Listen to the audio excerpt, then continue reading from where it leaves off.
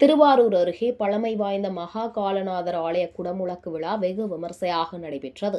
திருவாரூர் மாவட்டம் திருமாலம் கிராமத்தில் இந்து சமய அறநிலையத்துறையின் கீழ் உள்ள மிகவும் பழமை வாய்ந்த திருஞான சம்பந்தரால் பாடல் பெற்ற ஸ்தலமாகவும் பிரம்மஹஸ்தி தோஷ நிவர்த்தி ஸ்தலமாகவும் விளங்கக்கூடிய அருள்மிகு மகா காலநாதர் ஆலயத்தில் முதல் கால யாக பூஜை முடிவுற்று தொடர்ந்து 2ஆம் காலம் 3ஆம் கால யாக பூஜை நடைபெற்றது.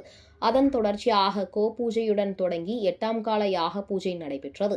பரிவார தெய்வங்களுக்கான யாகசாலையில் மகா பூர்ணகாதி நடைபெற்றது.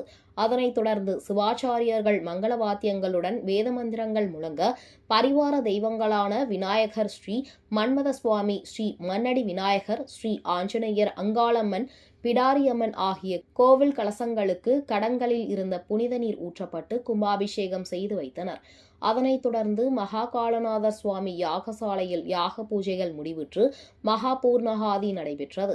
அதனைத் தொடர்ந்து யாகசாலையில் இருந்து மங்கள வாத்தியங்களுடன் சிவாச்சாரியர்கள் வேத மந்திரங்கள் முழங்க புனித கடங்களை தலையில் சுமந்தவாறு ஆலயத்தை சுற்றி வலம் வந்து விமான கோபுரத்தை வந்தடைந்து புனித கடங்களில் இருந்த புனித நீர் மகா காலநாதர் ஆலய விமான கும்பத்தின் மீது ஊற்றப்பட்டு கும்பாபிஷேகம் வெகு விமர்சையாக நடைபெற்றது.